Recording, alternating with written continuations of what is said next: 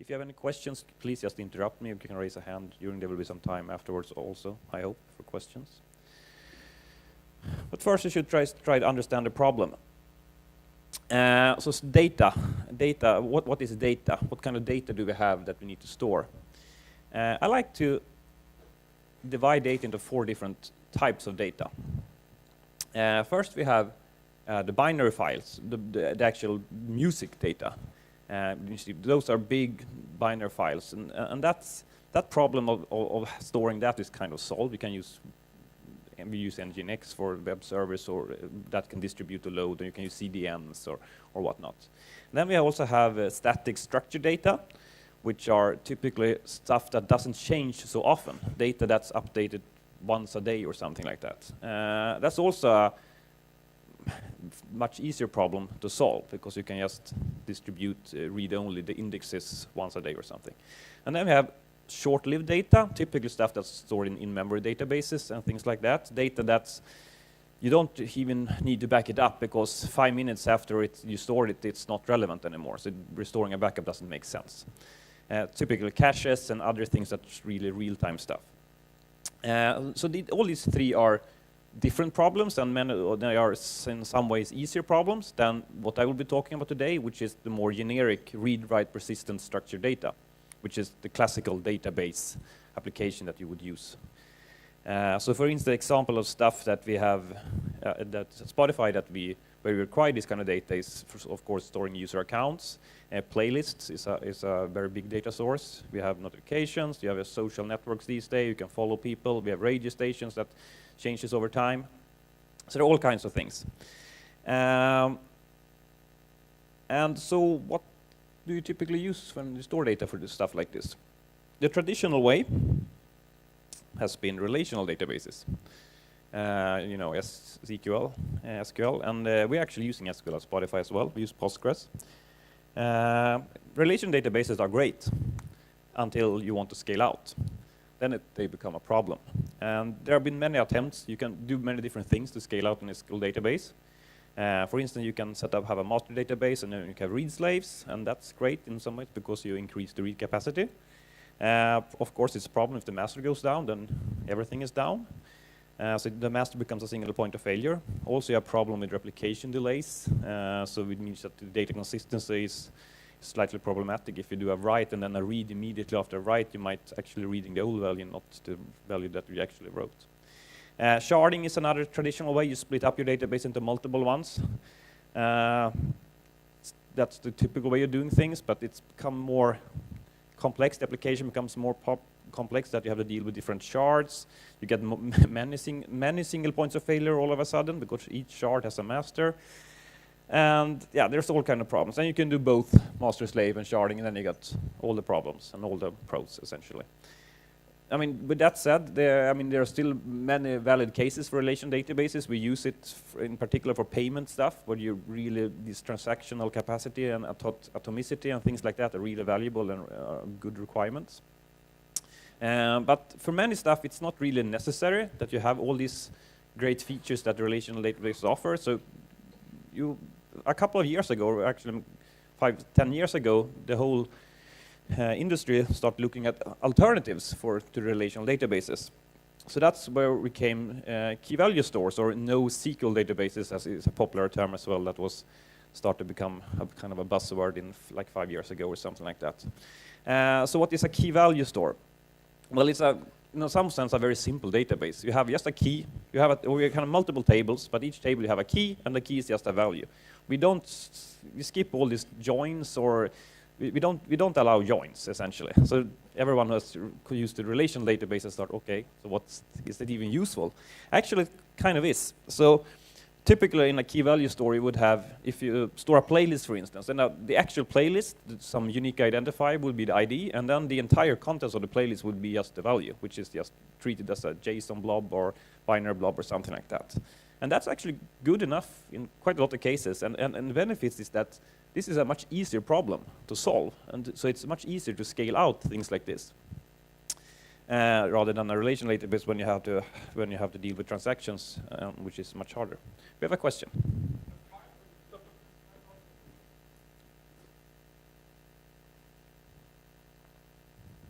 I'm just wondering, a regular file system, isn't that also a key value store?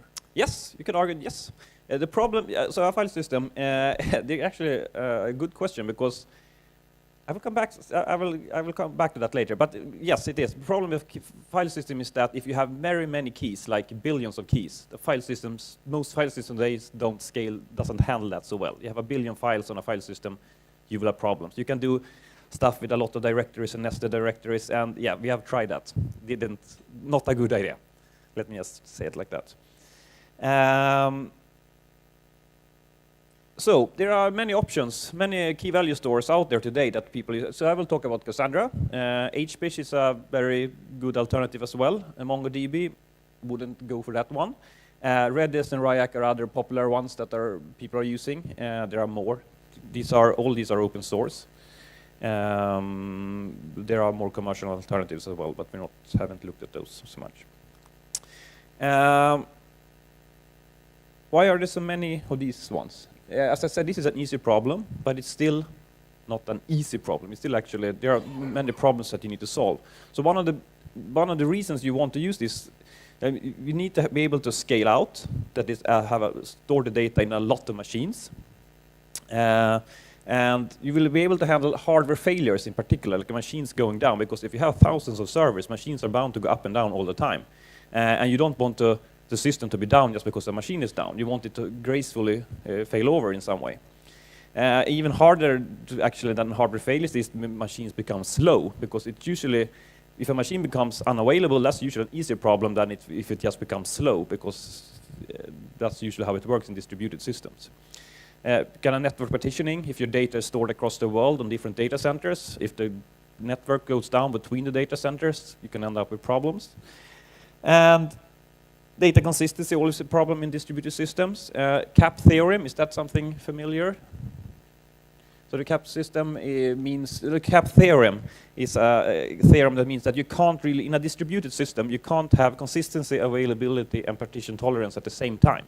So you have to sacrifice one of these three: consistency, availability, and partition tolerable. And so with Cassandra, so that we use typically sacrifice consistency, which means that you can actually sometimes read data that's not the latest data, but usually do, and you need to make sure that your application can handle it. It's slightly more complex than that. The CAP theorem is kind of an old theorem, because a lot of people don't really see it. It's not that simple. It's actually more complex, as I will come back to later. Okay, so these are the hard parts. And as I said, all these databases started to crop up like 5 years ago, and Spotify, when we began at 7, 8 years ago, solving this storage problem, like how do we store this, was one of the first fundamental problems that we need to figure out. We even tried our own solutions, because these databases wasn't around back then. So we tried to even write our own storage and base, sometimes on the file system. We had one of those. The first playlist system was actually, each playlist was a file on disk.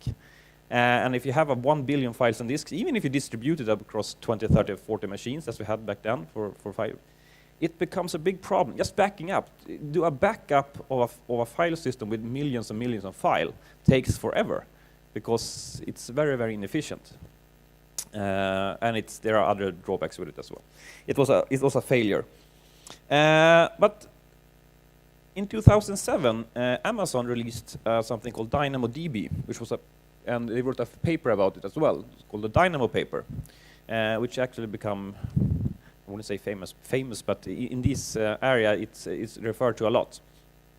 So it's a way to distribute data among multiple machines in a way that's actually very powerful, but still quite simple.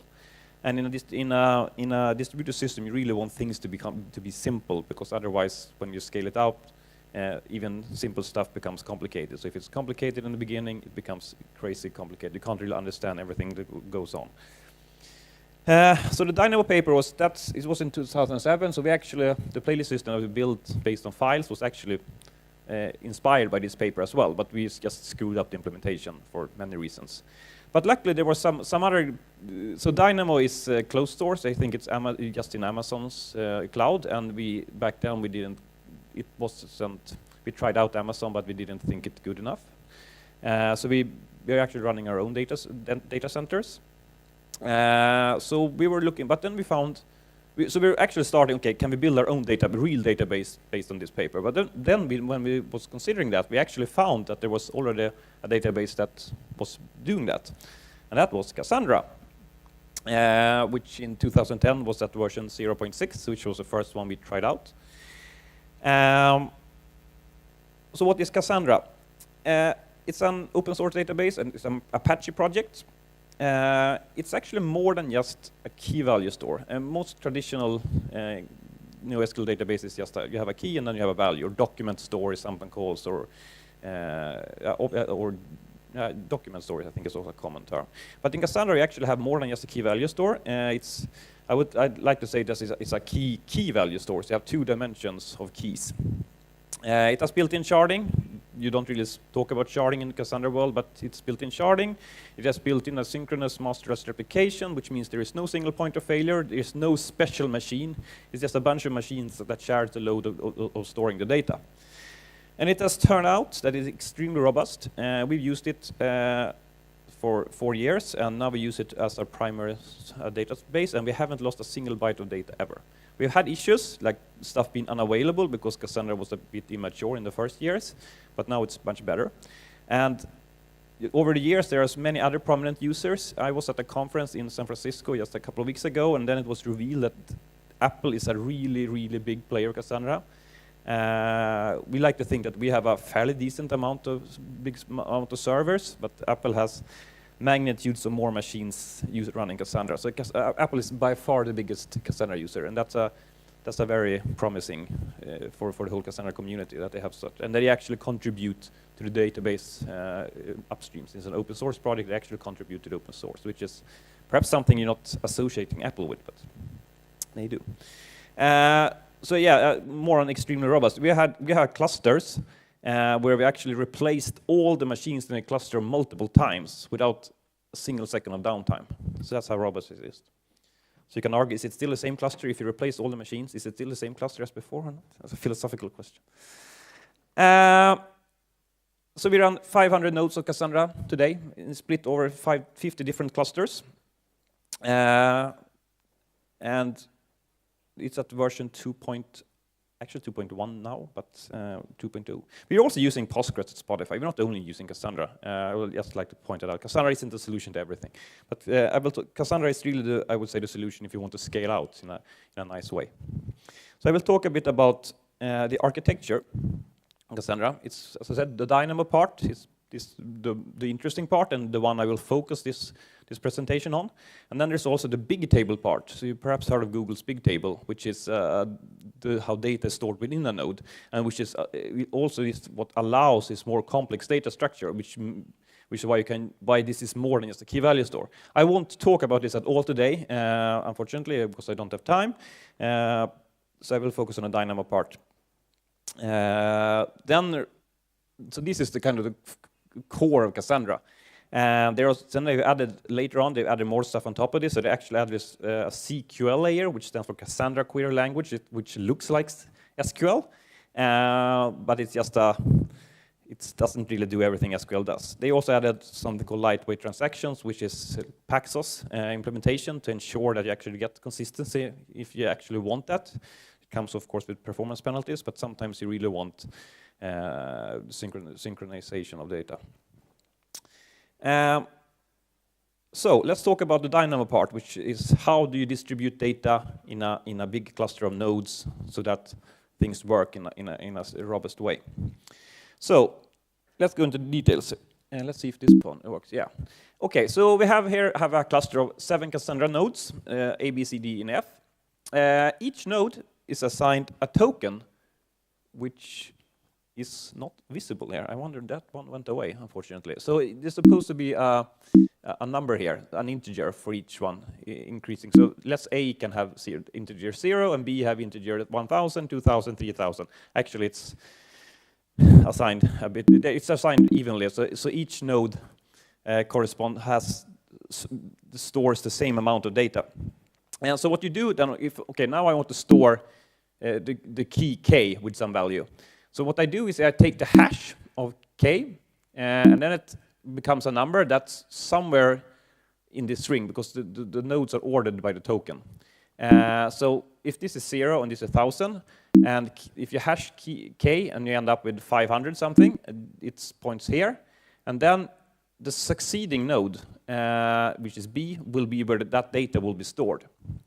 That will be the first version of the data. Then, typically, if you want, since you won't fail, if that machine would go down, you still want the data to be available. So you actually need to store it multiple times, which is called replication. And this is something I configure in the cluster, but the default and the most common is that you have replication factor 3, which means that the data is stored, that story B is also stored on the 2 succeeding nodes, C and D. So it's stored on these 3 nodes. Which means that if B goes down, you can still find the data in C. And I would like to point out also that all the nodes in the cluster know about each other. I won't go into detail exactly. They do this by using internal gossiping protocol, so the nodes gossip between each other. So if a new node enters the cluster, soon everyone will know about it. I won't go into the details there.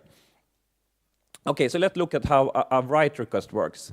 And if you're now you might wonder, okay, so here the client talks to just one random node, which actually can talk. The client doesn't need to know how the data is distributed. You can just talk to any node, which becomes a coordinator for the request. Then so this node, it knows that, okay, the data should go here, here, and here. And now you might wonder, okay, so these are not 3 succeeding nodes, which I just told you about. And that's a technical detail that I will skip for now, but there is an extra layer on top to this that can cause the data to be slightly different distributed. I won't go into that, but I didn't find a better picture, so I took this one. Okay, so when the write is sent here, this node sends the write request to these 3 nodes, and depending on something called a consistency level, the write is considered, so if you use consistency level called 1, the write is considered a success if one of these nodes has acknowledged that, yes, I have written the data. So in this particular case, this node sends, yes, I have written the data. Then this coordinator node sends back to the client, yes, the write request was a success. And yeah, of course, in a slide later, these 2 nodes will also reply yes, but then that's not interesting.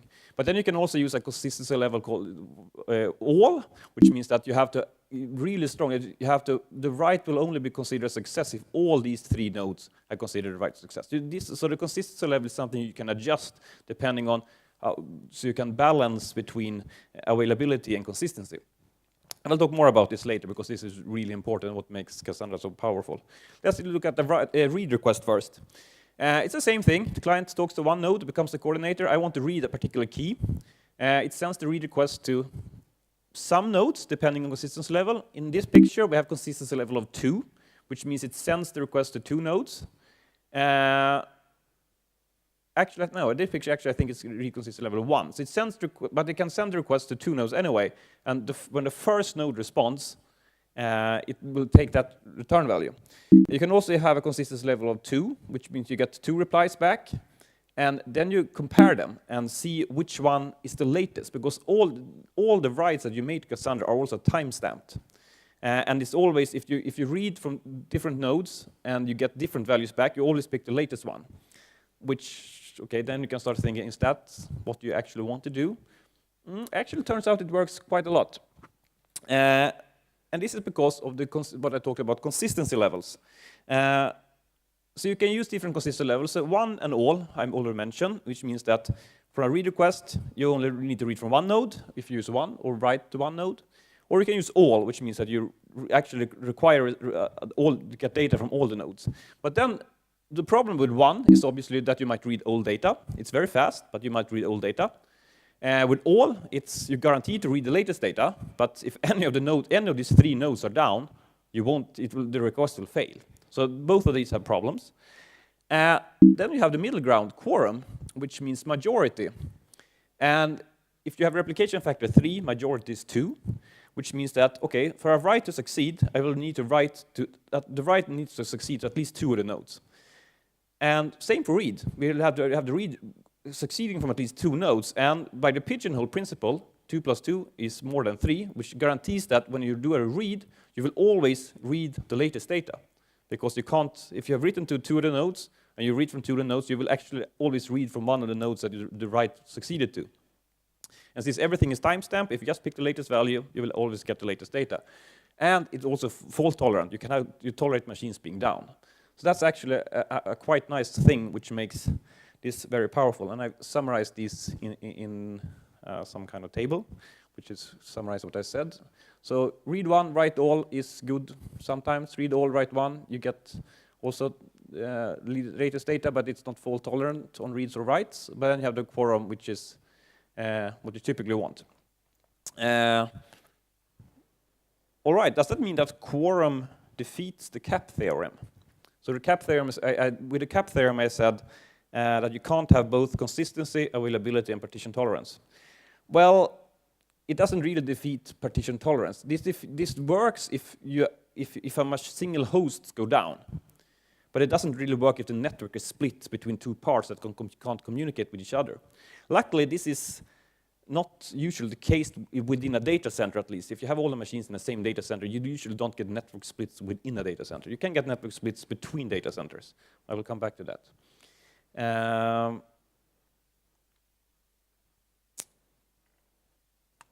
Okay, so by using quorum, you can get very good consistency and availability. But still, you have machines that goes down and then comes back up again. And those machines will actually contain older version of some values. And sometimes you actually want to use consistency level 1 because of performance reasons. Even so, if you read data, you'd perhaps, I mean, if you can read from just one node, that's better than reading from two nodes because it's faster.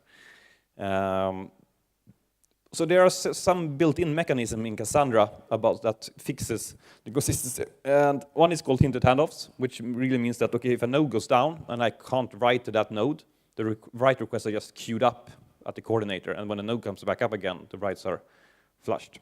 But you can't do that forever. You can't queue up writes forever. You do not do that for an hour or so. So that handles the case when you're rebooting machines or upgrading machines or so. There's something called read repairs, which is kind of a lazy repair feature. So if you read from just, if you do a read quorum, you read from two of the nodes, but you actually also asynchronously in the background read from the third node just to ensure that that gets the latest data, but it doesn't affect the penalty. It's done asynchronously, so it doesn't affect performance. And then there's something called anti-entropy repair, which is the big, full-blown sync cluster, everything, which is quite heavy because you need to iterate through all the data and ensure, and that's something that you actually need to run on a regular basis. I will talk more about this later, but let's move on to multiple data centers. This is something used at Spotify. At Spotify, we have several data centers in both Europe and America. And I mean, why would you want multiple data centers? Well, for one reason, you want the data close to the user. So if a user in US is talking data center in Europe, I mean, the latency will obviously be much worse than if you would talk to data center in the US. And we also don't, I mean, one way you're doing is that, okay, so all American users, they just live in the US data centers. So you have different data in the different data centers. The problem is that quite often you want to do data center maintenance, or a data center can go down because of external reasons, and then you still want things to work. So we actually want the data to be available, the same data to be available in multiple data centers. So we can, if a data center goes down, we can just shift our users so they're now not logged in into Stockholm anymore. Now you're logged in the US somewhere. Even if it got bad latency, at least it works. And this is actually built-in support for that in Cassandra, which is one of the reasons Cassandra is so popular. So what you do then is that, okay, we have two data centers here, and we have two sets of rings. That's what it's called a Cassandra ring because of the way data is distributed. And they're typically set up in the same fashion. And all the data is stored in both here. So if you have previously had replication factor 3, which means that 3 nodes here store the data, there's also 3 nodes here that store that data, which means that there are totally 6 replicas of the data. And if you have even more data centers, well, there are even more replicas. And the way it works for a write request is that the request is only sent once, like between data centers, and then it's distributed again on the other side to just minimize the network, across network traffic. And of course, then we come back to this partition tolerance problem. How does that work? Well, you don't really want your stuff to work even if there's a net partition split, which means that quorum is not really what you want anymore. So what you want is typically something called local quorum, which means that, okay, at least the majority of nodes within my current data center should yeah? 1 minute. 1 minute, okay. So local quorum, and it's what you want. And that's usually good enough because most users are usually connected to the same data center as they were in. So even if you read from another data center that you wrote to, you might end up with old data, but that's usually not the biggest problem, and yeah, you can work around it. Okay, so there's not so much time left, but I don't have so many slides left either. But so what are we working on? Well, my team is working mainly on, we have a lot of Cassandra clusters because we want to decouple stuff. So what you need to do is automation tools that can automatically restore cluster when they go down, or replace nodes when they go down, help other teams set up new clusters and manage them, fix broken hardware. Everything this can be done, you want to do automatically. Recovery after network split is something that can be quite heavy, because the data is out of sync and you want to sync it again, because otherwise you can have all weird stuff happening. You can actually have old data resurfacing. I don't have time to go into that, unfortunately. It can cause more problems than you think. We're also working on improving Cassandra, improving performance. There's a lot of stuff to do, both with, so I mostly talked about between nodes, but you also have stuff within a node, like how do you make the reads request work really fast within a node, and you can do all cool things there. And getting it to work with really many data centers. If you have a lot of data centers, do you really want to store all the data in all the data centers? Maybe not. So we actually looked into, can you do geo-replication of data, so not all data is not stored everywhere. It becomes a more complex problem then, but that's something we've had an intern looking at this summer. And yes, I had to rush through those last slides a bit because time was out, but thanks for listening.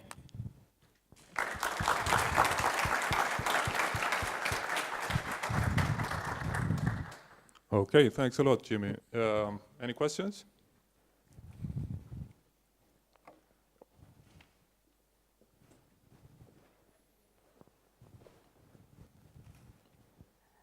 Hi, thanks for the presentation. I just wanted to ask about the effect of increasing the replication factor on the performance of Cassandra. Is there where the replication factor can be said it is exactly this, or? Yeah. So by the typical default is that you replication factor 3. If you would go for replication factor 5, for instance, which means that you can allow 2 machines to be down, we haven't tested it at Spotify ourselves, and I would guess the performance should be slightly, I mean, it's slightly worse latency because you need to get requests from slightly more nodes. I haven't seen any numbers on this actually, because I think most people are actually using replication factor 3. So it's kind of the default, even if it works more. Any more questions?